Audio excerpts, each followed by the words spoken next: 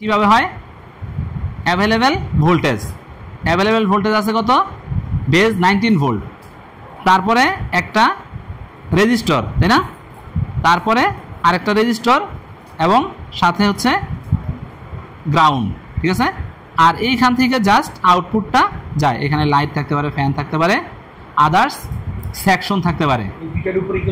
এখানে ধরেন র্যাম অথবা ব্যাটারি অথবা কোর, ঠিক আছে, অথবা জিএফএক্স, যে কোনো কারো ভোল্টেজ দরকার হইতে পারে এখানে, তাই না?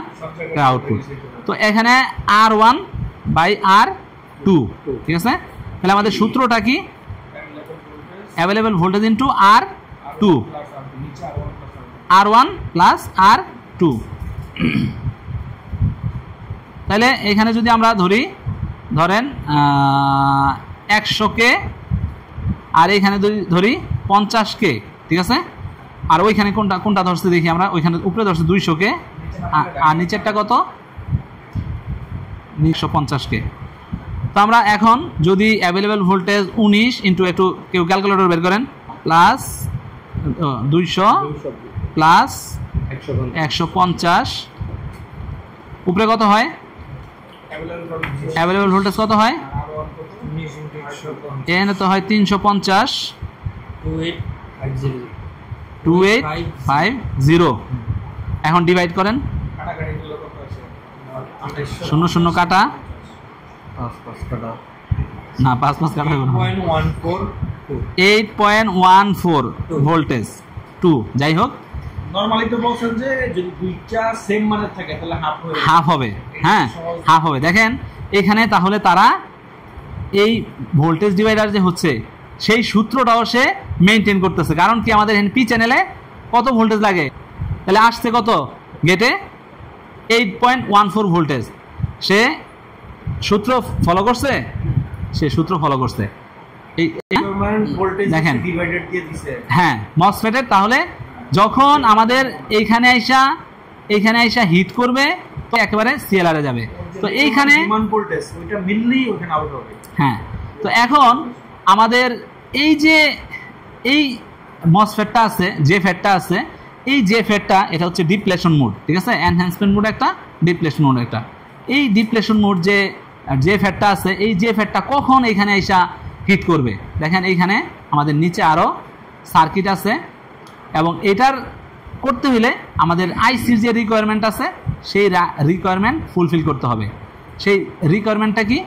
এই যে ভিন অটোমেটিকলি আমাদের চলে আসছে। এই যে দেখেন, আগে ওই ভিনই সেম ভিন ঢুকার সাথে সাথে আমাদের আইসিতেও এই ভিন চলে আসছে আইসিকে সাপোর্ট দেওয়ার জন্য, তাই না? দেন আসার পরে এই এসি ইন রেডি হয়েছে, ঠিক আছে? এই বিনটা তো ভাই মেইন বিন। হ্যাঁ, আমাদের মসফেটের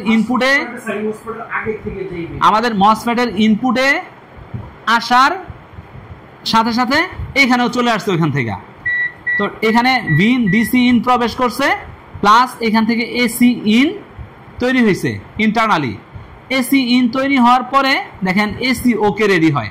আর এই এসি ওকে রেডি হওয়ার পরে দেখেন এই এসি ওকে থেকে জাস্ট আমাদের এই এসি ইন জেনারেট হয়। এসি ইন জেনারেট হওয়ার পরে দেখেন এই যে এখানে এসে এসি ইন হিট করে। এই এসি ইন যখন এখানে হিট করে আইসা, এটা একটা positive voltage, AC okay 3.3 volt আইসা এই গেটে হিট করে, তাই না?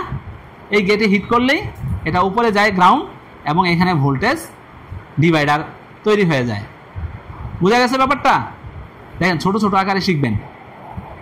আমি আবার দেখাইতেছি। এখন এইখানে চিত্র আঁকা দেখাই যে এই জিনিসটা কিভাবে।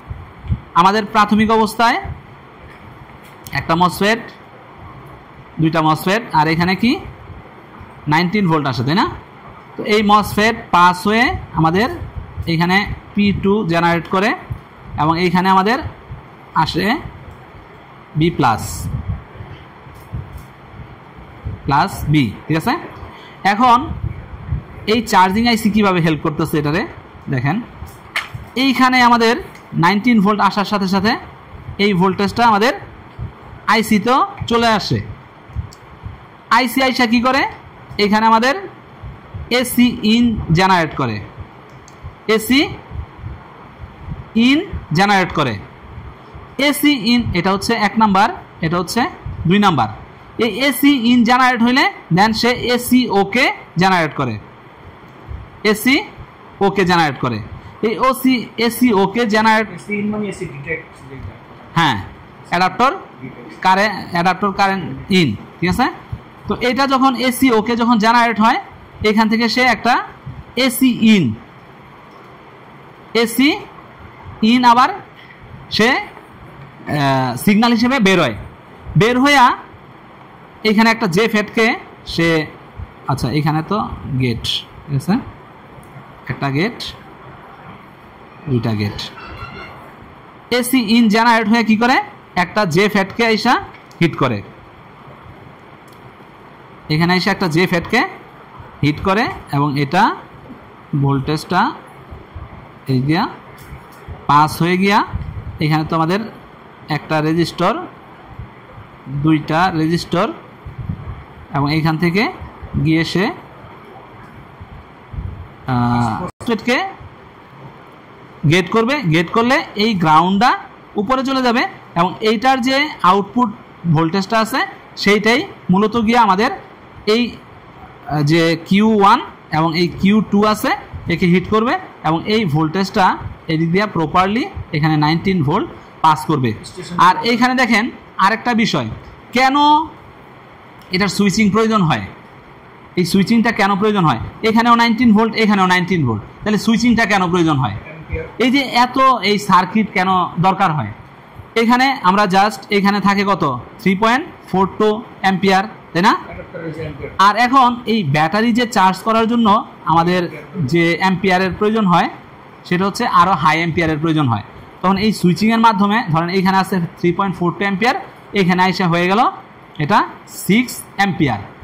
এই অ্যাম্পিয়ারটা জেনারেট করার কারণে সে আবার এখান থেকে ফার্স্ট মসফেট এবং সেকেন্ড মসফেট ইয়া করে এখান থেকে ব্যাটারির পজিটিভ লাইনে সে প্রপার অ্যাম্পিয়ারটা দিতে পারে, সে শক্তিটা দিতে পারে, দেন এই ব্যাটারিটা চার্জ হয়, ঠিক আছে। তো এই চার্জিং আইসির কাজটা কি, এই চার্জিং আইসির কাজটা হচ্ছে যে প্রপারলি আমাদের 19 ভোল্টটা আমাদের মাদারবোর্ডে প্রবেশ করানো, এবং যদি মাদারবোর্ডের অন্যান্য সেকশনে, ধরেন এটা অন্যান্য সেকশন, এই অন্যান্য সেকশনে বা অন্যান্য লাইনে যদি কোনো প্রবলেম থাকে সেই প্রবলেমটাকে ডিটেক্ট করে এবং এই 19 ভোল্টকে সে সেভ করে দেয়, হ্যাঁ কন্ট্রোল করে, যে তোমার সামনে বিপদ আছে, তোমার যাওয়ার দরকার নাই, গেট বন্ধ করে দেয়, ঠিক আছে। তাহলে এই চার্জিং আইসির কতটা দায়িত্ব, কতটা গুরুত্ব, ঠিক আছে। এখন এই চার্জিং আইসি যদি কোনো প্রকার ফল্ট করে তাহলে সেক্ষেত্রে আমাদের মেইন ভোল্টেজটাই প্রবেশ করবে না, এবং এইখানে যদি AC okay AC in 19 volt, ধরেন এখানে 19 ভোল্টটা প্রবেশ না করে এখানে 15 ভোল্ট প্রবেশ করলো, প্রপার ভোল্টেজটা পাবে না। এখানে এসি ওকে ধরেন সব কিছু ঠিক আছে, এসি ওকে এই আইসি জেনারেট করলো না, পাবে না। আবার এখান থেকে একটা সেন্স রেজিস্টর আছে, সেন্স আসে এই ইয়া থেকে, হ্যাঁ এখানে একটা ক্যাপাসিটর থাকে, এই ক্যাপাসিটরটা যদি নষ্ট থাকে তাও যদি প্রপারলি সেন্স না করতে পারে তাও ব্যাটারি চার্জ হবে না, ঠিক আছে। প্রপারলি যদি গেট না হয় সেক্ষেত্রেও চার্জ হবে না। এইখান থেকে একটা সিএমএসআরসি, যে প্রপারলি এটা আমাদের এখানে 19 ভোল্টের সিএমএসআরসি, এটা বলে সিএমএসআরসি, এটা যে প্রপার সুইচিং হয়েছে সেই জিনিসটা এখানে জানান দেয়, ঠিক আছে, কমন সোর্স। তো সে জানান দেয় যে এইখানে আমার প্রপার সুইচিং হয়েছে, ঠিক আছে, ভোল্টেজ আসার সময় প্রপার সুইচিং হয়েছে। যদি এখানে ধরেন এইখানে যদি আমাদের এই লিকেজ হয়ে যায়, শর্ট হয়ে যায়, তো সে কি করে, এটা সে বুঝতে পারে, তখন সে এখানে জানাই দিতে পারে যে এখানে এটা 19 ভোল্ট তো আসছে কিন্তু প্রপারলি আসে নাই, সুইচিং হয়ে আসে নাই। সে কিভাবে আসছে, ডাইরেক্টলি চলে আসছে, নিউট্রাল আর ফেজের তো কম্পেয়ার করতে পারে না, হ্যাঁ তখন এইটা ঠিক না থাকলে, হ্যাঁ তখন সে এই জিনিসটা কি করে, সে জানাই দেয় যে এটা কিন্তু এখানে প্রপারলি সুইচিং হয় নাই, তাহলে তুমি এখানে চার্জ করতে পারবা না, তো এটা কইরা আসো। এখানে কিন্তু এন একটা পি লেখা থাকে, কমন সোর্স এন পি, ডায়াগ্রামই আছে। হ্যাঁ, দেন হচ্ছে আমাদের এই চার্জিং আইসির কিছু রিকোয়ারমেন্ট আছে, সেই রিকোয়ারমেন্ট ফুলফিল করতে হবে। কি কি? এর একটা ইনপুট ভোল্টেজ আসতে হবে 19 ভোল্ট, তারপরে এর গ্রাউন্ড থাকতে হবে, তারপরে হচ্ছে এর ভিডিডি জেনারেট করতে হবে বা এলডিও জেনারেট করতে হবে। ঠিক আছে, অনেক সময় কি করে এলডিও 6 ভোল্ট জেনারেট করে, দেন হচ্ছে আমাদের ভিডিডি জেনারেট হয়। ভিডিডি দিয়ে কি? Driving voltage. এই 19 ভোল্ট দিয়ে আইসি কখনো চলতে পারে না। ঠিক আছে, চলে কি দিয়ে? এলডিও দিয়ে। না, ভিডিডি দিয়ে ড্রাইভ হয় বা এলডিওর মাধ্যমে ভিডিডি তৈরি করে সে তৈরি করে এই ভিডিডি। তো এই বিষয় নিয়ে আমাদের একটু অনেক ইঞ্জিনিয়ারের দ্বিমত আছে, কারণ তারা বলে যে না, একটা ভোল্টেজে আসে।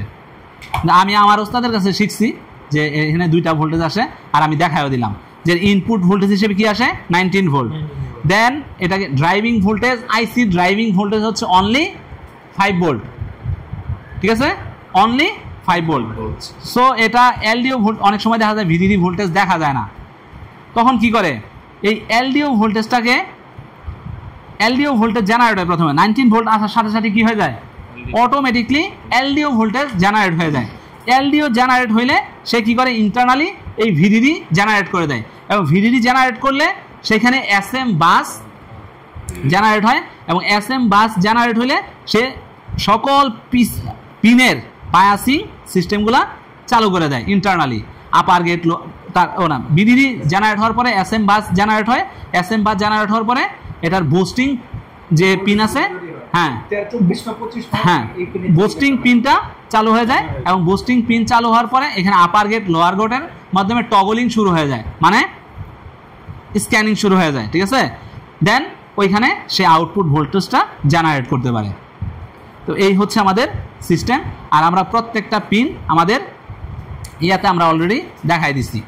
তো এখন এই যে এই চার্জিং আইসির সাথে যে কমিউনিকেশনগুলো, সেই কমিউনিকেশনগুলো আমরা বোর্ডে আমরা দেখাবো। ঠিক আছে, এটা বোঝানোর